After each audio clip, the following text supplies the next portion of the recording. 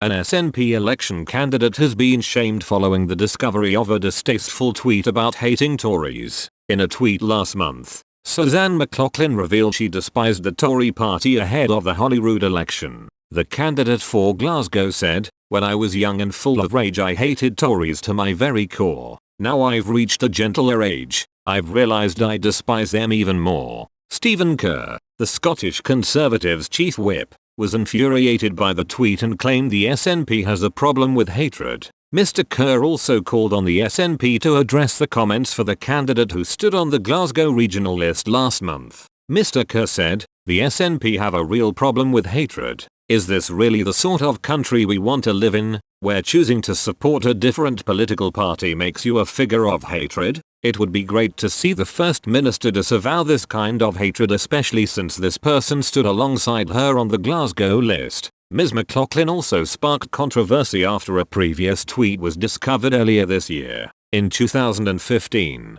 Ms. McLaughlin made controversial remarks regarding Israel which sparked criticism from campaign groups. She said in 2015, "Lest anyone be in any doubt, it would be great to see the First Minister disavow this kind of hatred, especially since this person stood alongside her on the Glasgow list." Ms. McLaughlin also sparked controversy after a previous tweet was discovered earlier this year. In 2015, Ms. McLaughlin made controversial remarks regarding Israel which sparked criticism from campaign groups. She said in 2015, "Lest anyone be in any doubt," as reported by The Sun, the campaign against antisemitism said, "The SNP has adopted the international definition of antisemitism, which clearly states it is anti-Semitic to deny the Jewish people their right to self-determination or compare Israelis to Nazis." Suzanne McLaughlin must now face party discipline. At the time, the Scottish Tories called on the First Minister to act, although the candidate remained on the party's list for the election.